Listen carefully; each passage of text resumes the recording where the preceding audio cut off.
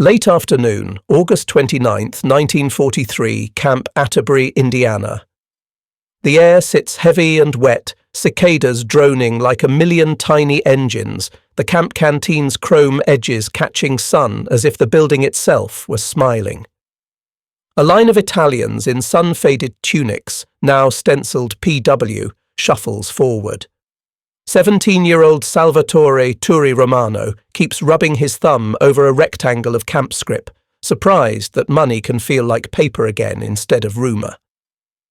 Sergeant Jack Red Malloy, military police, calls the pace with a relaxed voice that implies rules will hold and supplies will arrive. Inside, the counter smells of sugar and disinfectant. A metal lid lifts. Vapour rolls out, cold enough to sting the nose. Vanilla, dense and pale, curls into a paper cup. Turi has read about such things. He has never owned a spoonful. He glances at a woman in civilian dress. First Lieutenant Evelyn Hart's visitor badge clipped at her collar, Quartermaster Corps paperwork tucked under her arm, checking a temperature log before she signs a manifest. The numbers are unromantic. Degree readings, timestamps, initials. The ice cream is unarguable. Turi pays in scrip. The first bite hits like a trumpet note, sharp and clean. The second softens. The third tells him something dangerous, that a people able to be generous under wire have far more than they show. Later, 2 International Red Cross inspectors move through, their fountain pens scratching. "Very good ice cream," one of them murmurs, writing it down as if sweetness belonged beside calories and cubic feet. Turi folds the receipt as if it were a letter home. In Sicily, lines stretched for thin bread and an ounce of oil. Here, a prisoner can buy something cold for taste alone. He does not know the compressor horsepower or the names of the men tending brine. He knows the hum is steady, and that steadiness is a kind of promise. Malloy posts work details for morning. Hart initials another log. The sun slants. The freezer door closes with a quiet authority he has never heard in war. Turi licks the last trace from the wooden spoon and thinks, not proudly but clearly, "We were never fighting men like these. We were fighting their machines and the citizens who keep them fed."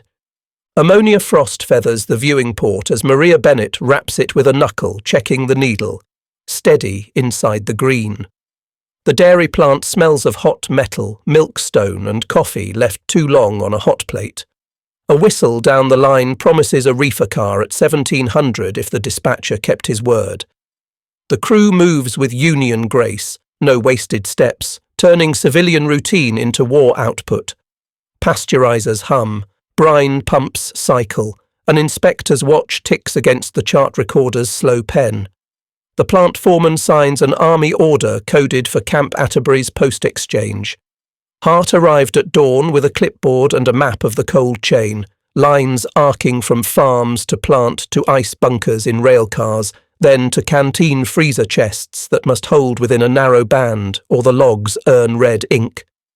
"Morale has a temperature," she says without irony, checking melt-loss figures against door-open intervals. The numbers talk. Ton miles from yard to yard, compressor horsepower, pounds of sugar per batch, hours of safe hold at a given ambient temperature. On the other end of the track, Malloy explains scrip to a new guard, closed currency to keep order, canteen profits legally turned back into prisoner welfare, soccer balls, hymnals, a harmonium for the chapel, because discipline follows dignity. Maria signs a rush repair work order when a valve sticks, a pipe clangs and hisses. The brine snaps cold again. She has learned the smell of a seal beginning to fail and the exact rattle a tired bearing will make before it seizes. The plant's chalkboard lists deliveries like a battle roster: PX, hospital, mess, repeat. No one calls it heroism. But the ledger shows something braver than romance, capacity that arrives when promised. By sundown, pallets roll to the dock, crushed ice crackling like snow under boots. The reefer door slides. A blast of cold breathes out at the same moment a locomotive airline sighs, factory and rail taking one long, satisfied exhale together. Maria wipes frost from her sleeve and scribbles the car number for Hart, who already has tomorrow's schedule in her head. Far away, in a hot yard behind wire, a freezer waits like a kept appointment. The chapel is an old frame building rescued from a nearby farm, a bell hung on a bracket fashioned in the camp shop. Morning dew dries to dust by noon, chalk lines sketch a soccer pitch between barracks, and routine forms a perimeter stronger than boards. Hart briefs the commandant with the calm of someone who has done the math. Incidents fall when PX shelves stay full. Canteen throughput correlates with quiet nights. It is not mercy alone, it is logistics as doctrine, the Geneva Convention rendered as inventory and calories. Malloy settles a scuffle over scrip by assigning latrine duty and reminding both men that the rules are as level as the parade ground. There will be order here, and fairness is part of it. Turi writes a letter he does not send, fumbling for words to explain a taste to his mother. Cold, sweet, lawful. He tears it in half when he imagines the censor's stamp touching her name. In the mess, he studies posted calorie tables and learns another language, allotments, ounces, protein targets. The Red Cross inspection report circulates in rumour, then certainty, very good ice cream. An absurd phrase that nonetheless proves America's habits are recorded as if they were part of a campaign plan. Rumours from other camps arrive with transfer orders. Hereford, Texas, bigger, windier, built to hold nearly 6,000 Italians. Indiana will feel small. He tracks the future by odours, floor wax, diesel, coffee, disinfectant, and realises the smells of order are always the same. When the mail truck rattles past the wire, Malloy posts a notice that makes even the hard men blink. In the months ahead, nearly all Italians in US custody will be screened for Italian service units, with the rate of volunteers later tallying in the realm of 9 out of 10. That number, tens of thousands choosing to work, would have been laughed off any propaganda sheet in Palermo. Yet it will happen, because the evidence hums inside a box that keeps its promise every hour. At dusk, Hart signs for one last case and lets the pen hang over her ledger, listening to the freezer motor. In its rhythm, she hears tomorrow's roll call already going smoothly. 2 men in civilian suits step through the sally port with the assurance of those who answer to no uniformed chain of command. International Red Cross armbands ride high on their sleeves. A camp interpreter walks at their side. It is August 29th, 1943, and the air carries the smell of cut grass and coal smoke. They tour the infirmary, the barracks, the mess, their pens stitching small black threads across paper. At the canteen, one of them gestures for a sample. The attendant dips and levels like a drill. Hart watches the scoop with a professional pride she would never name. The inspector tastes, confers softly, nods, and writes a sentence that will outlast the day. Very good ice cream. It is a banal proof, which is why it is devastating. It means the system works under impartial eyes. Hart walks them backward along the chain. Procurement contracts, dairy quotas, reefer cars with ice bunkers iced at regular intervals, thermometers calibrated and signed for, freezer logs initialed by hour. She notes loss rates tied to door-open minutes, a statistic that irritates her because it means the counterstaff sometimes chat. Malloy handles a small knot of men at the wire by being present more than loud. He prefers posture to punishment, a tactic borrowed from policemen and platoon sergeants who know the value of stance. Turi watches from the PX line, feeling absurdly seen by the phrase on the page. He would not call it mercy, he would call it accuracy. The inspectors take their leave, shake hands, and step back into the American afternoon, which smells, as always, of enough. Hart will file countersigned logs before dusk, a bureaucracy that gives dignity instead of stealing it. In the distance, a switch engine coughs and clanks. A reefer car door answers like a saluting gate. Turi squints at the shimmering track, where heat and promise bend the rails into a wavering future, and wonders how far the cold can travel before it warms into loyalty. The camp radio sits on a shelf in the guardroom, the fabric over its speaker frayed, the vacuum tubes inside glowing like banked coals. On the evening of September 8, 1943, the voice comes flat through static. Italy has signed an armistice. Everything tightens at once. The guard shifts, the posture at the wire, the air itself thinner for a breath. Flags are pulled down in the compound in the way a man hides a wound. Malloy walks the line slower now, alert for the small stupidities that can flare into something larger. Hart goes back to her office and unfolds orders that were waiting in an envelope marked to be opened only if. Screen for volunteers, it says. Create Italian service units for depot work, hospitals, harvest. She marks columns in her ledger for scrip rates, savings book entries, and issue of khaki work fatigues. The next morning, a table is set near the chapel. Men come, men turn away, men argue and then return.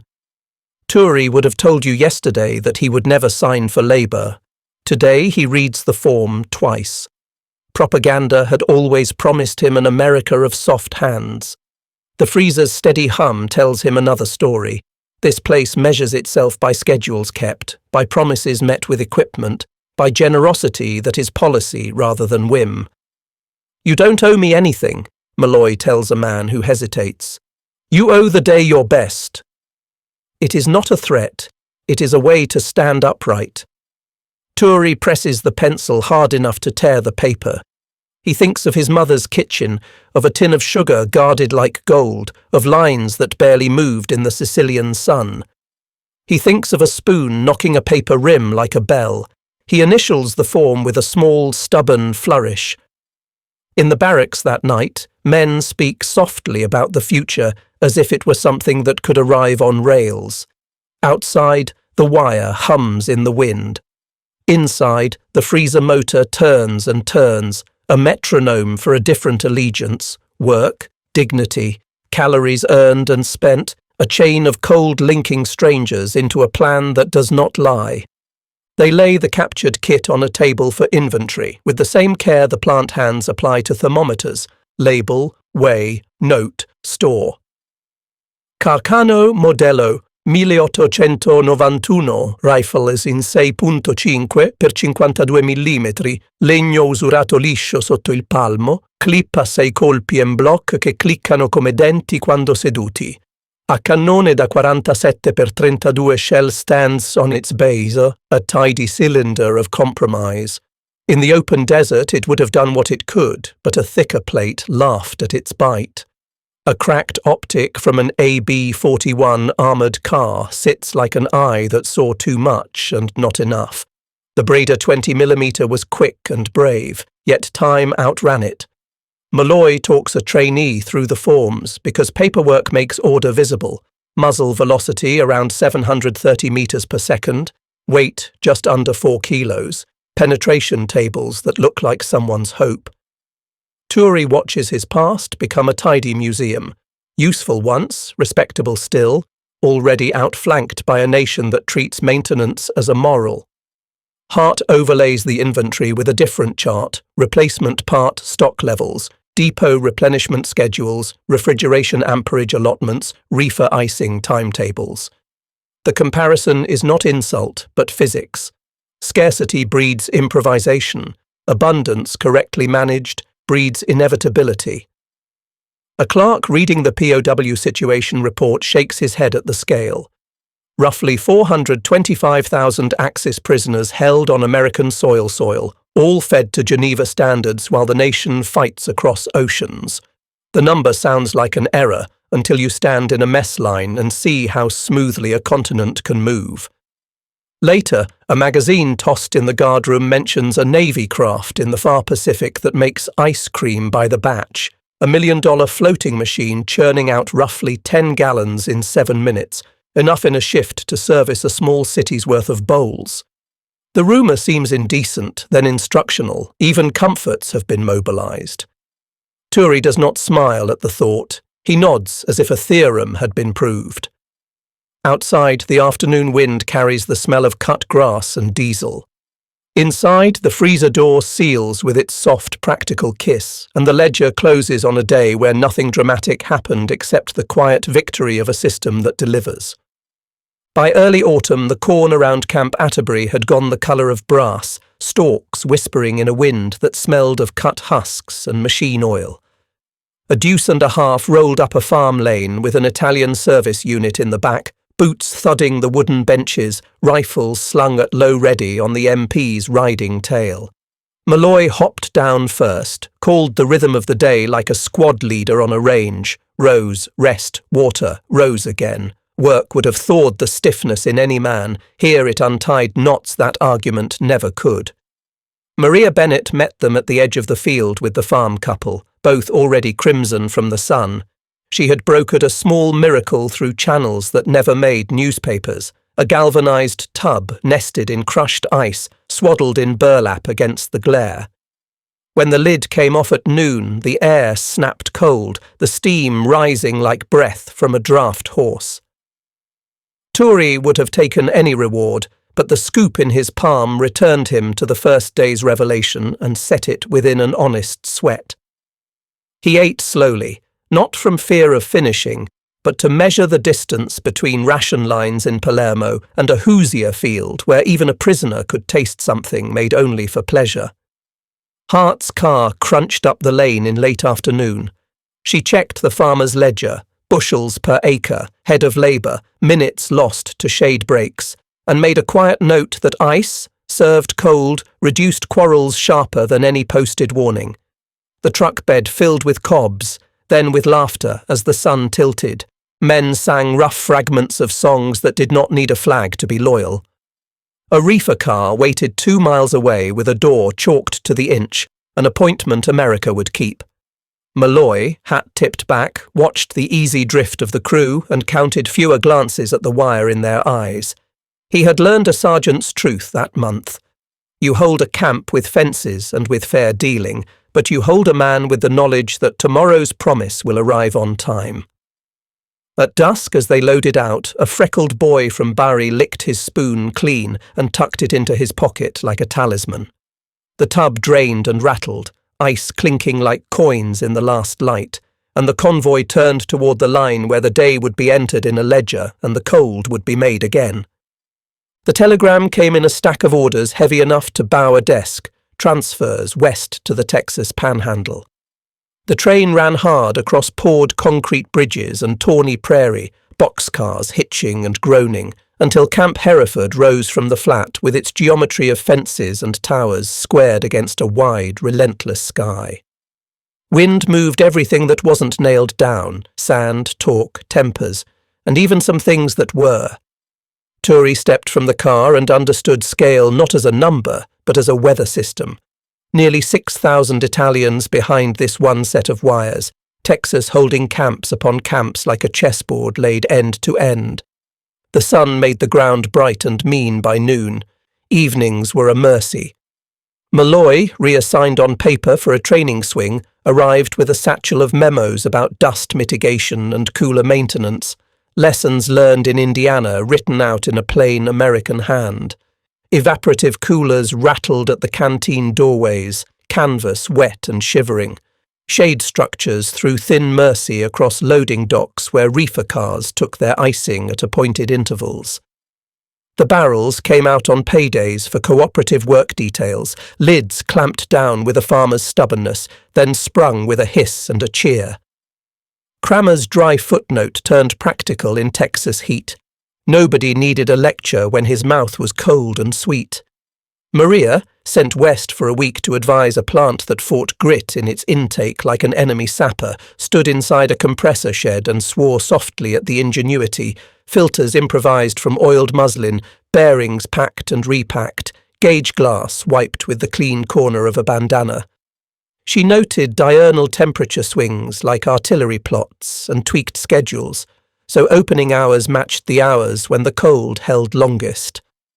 Tory learned more about wind than he had ever wanted, and more about the way a system flexes without breaking when the people inside it are trusted to fix what they can reach. At mail call, he heard from an Atterbury friend about chapel leagues and a harmonium purchased with PX profits. Hereford would have its own soon enough, money turning back into music by regulation. One evening a storm line marched in, black and ridged, lightning stitched the horizon. For a long minute, the whole camp smelled like wet dust and ozone, and the freezer motors seemed to purr louder, as if pleased by the mercy. A dog-eared stateside magazine made the rounds of a Hereford barracks like contraband hope. On the centre spread a photograph showed something that looked like a barge with a factory's heart, piping, motors, men in white. The caption said what rumour had deformed into legend. In the Western Pacific, the United States Navy operated a craft dedicated to making ice cream, $1 million in steel and compressors floating behind fleets, turning out roughly 10 gallons every 7 minutes, shift after shift, so that sailors could taste cold in waters that had swallowed empires. The number clanged around the room until it settled into stunned silence. Hart, visiting on a survey, confirmed the concept without drama. Powdered milk shipments scheduled against convoy arrivals, sugar allocated by the same pencil that armed divisions, refrigeration coils brazed on board, maintenance cycles planned like patrols. She spoke of production not as excess, but as doctrine, morale as a supply class, comfort as a consumable that saved fights you never had to have. Malloy took the magazine when it came to him and tapped the margin with a knuckle. "It's not the ice cream," he said, half to himself. "It's the promise."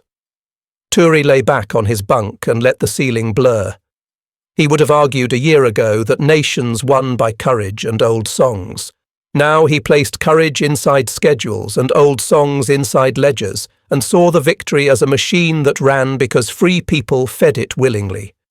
An impossible statistic settled in his bones. One floating plant making in an hour what some towns might not see in a year, while prisoners thousands of miles inland bought dessert with supervised currency. And at the same time, the Republic threw divisions across 2 oceans, as if the map were merely a large table to be set. That night the wind came up mean and hot, driving dust through cracks. The barracks smelled briefly of rope and wood, and men who could not sleep. Somewhere far away another batch would have finished and been ladled into bowls, a small comfort ticked off a requisition, a hymn to logistics in the key of cold. Turi closed his eyes and heard, impossibly, the barge's compressors turning like distant surf. Hart's office looked like a cartographer's brain had been poured onto cork. Coloured pins marked plants and camps. Strings traced cold chains that crossed counties and then disappeared into rail yards where clerks punched manifests like metronomes. She had learned to translate the country's appetite for order into figures that even a staff officer in a hurry could not ignore.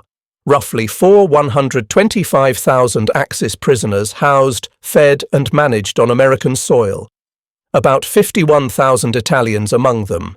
On the Italian side, in time, approximately 45,000 volunteering for service units that freed American hands for front work. She did not shout these numbers. She set them gently on a table as if they were instruments you calibrated.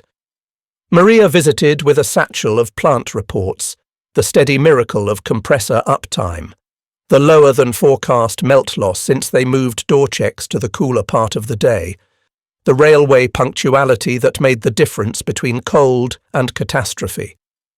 They agreed that dignity showed up as a rate, incidents per 1,000 prisoners falling when the PX held what the posted list promised. Malloy wrote home to a brother training MPs and described the quiet victories of posture, patience, and the knowledge that you could keep the peace with rules and a freezer as effectively as with a baton. Turi, reading a borrowed newspaper, saw maps of far theatres where names like Tarawa and Salerno stitched together America's ambition. He understood only the edges of those operations, but he recognized the rhythm in the way the dates fell. Supply before assault, depots before banners, training before talk. Hart added a small dot to the map for a new dairy cooperative that had met quota 6 months running. It meant nothing to anyone else, and everything to her. The impossible had not been a single factory outproducing an enemy nation. It had been a democracy producing a mood, predictability, at such scale that even those it fought against could not help but relax inside it. When the day's lights were snapped off, the office glowed for a second like a night sky. the pins bright as stars you could navigate by, each one humming with the cold that kept promises. By the winter of 1945, the wire at Hereford caught the glare like piano wire, taut and gleaming. The war's thunder receded across maps, last offensives ending with a finality that sounded less like triumph than like the cessation of a long, low engine. Repatriation orders stacked on Malloy's desk in stiff sheaves, each one a man's path back toward a country altered by ruin and possibility. Procedure replaced improvisation, as it always did when Americans planned to send you home. Medical checks, issue returns, payout of script balances, transport assignments written in a hand that made commas look like little anchors. The freezer in the canteen kept to its duty through the quiet season, motor hum round and contented. There was something domestic and defiant in that, cold made to standard even as barracks emptied one by one. Tory worked the counter in khaki fatigues with a name tape that felt both absurd and right, doling out cups to men waiting for their numbers to be called. He would have told you months earlier that sweetness in wartime was a lie. Now he called it proof. He learned the weight of a scoop without looking, the sound a wooden spoon made when it tapped the side of a paper cup to knock off the excess so the measure stayed honest. Hart supervised decommissioning checklists with the same care she had applied to scale-up. Mothball procedures for compressors, records boxed and signed for, memoranda on what to do differently if the nation ever had to turn the cold chain on at speed again. Maria signed off on her last maintenance sheet and wiped her hands on a rag that had once been a flour sack. The Italian service units shook out across railheads and depots, then thinned. The men left wire and leaned into an Atlantic that would, they hoped, return them to kitchens and courtyards where the vocabulary of plenty might make sense. On Tory's last shift, a new arrival from an outlying work camp stood at the counter hollow with travel. Tory split his own ration with him, pushed the cup across, and said the one word that had changed his war, piano, slowly. The man took a cautious bite and closed his eyes, and the hum in the room seemed to draw them both forward to a door that was opening. Years later, a Sicilian afternoon laid its warm hand on the shoulders of a city picking at the stitches of its hurt. A gelato cart tinkled a bell that might have been a bicycle's or a prayer. Tory, coat on his arm, watched kids debate flavours with the clean seriousness only children carry. He bought a small cup and stood aside, letting the cold rise into his mouth with the authority of an old memory. The taste reached backward along a chain of sound, the cicadas at Atterbury, the freezer's steady thrum, the metallic breath of a reefer car sliding open, the cough of a switch engine, the hiss of a compressor in Maria's plant, the magazine's photograph of a barge that made dessert on a war ocean. He did not name the numbers to himself, but they were there in the spoon. Millions of gallons processed and shipped, roughly 425,000 enemies fed as a matter of law and pride, tens of thousands of Italians choosing to labour within that law, a single floating factory that in one long day could make more ice cream than some provinces saw in a year, while bombers were built by the hour and ships slid down ways like coins from a slot. The impossible statistic, finally, was ethical. A nation waged total war and still spared the power to refrigerate mercy. Hart, grey at the temples in a photograph on a reunion table, would have called it doctrine proven in peacetime, procedures that kept faith. Malloy, heavier now, would have said it was simple. People behave when promises keep. Maria laughed in a letter about her grandchildren and a compressor she could hear from a block away because once you know the song you cannot stop listening for it. Tory finished his cup and set the spoon on the lid, an old habit of respect. Traffic murmured. A church bell divided the hour. He understood that victory had not been an accident of courage, but a decision to mobilize freedom into schedules and quotas and contracts enforced by citizens who signed their names to ledgers because ledgers mattered. The cold he had tasted first under guard had introduced him to a country that believed abundance was not indulgence, but responsibility. He walked on, thinking of America as a machine that ran on fairness and fuel, and the stubborn insistence that tomorrow's delivery be made, and he felt, as the sun slid lower, the hum of that machine vibrating kindly through the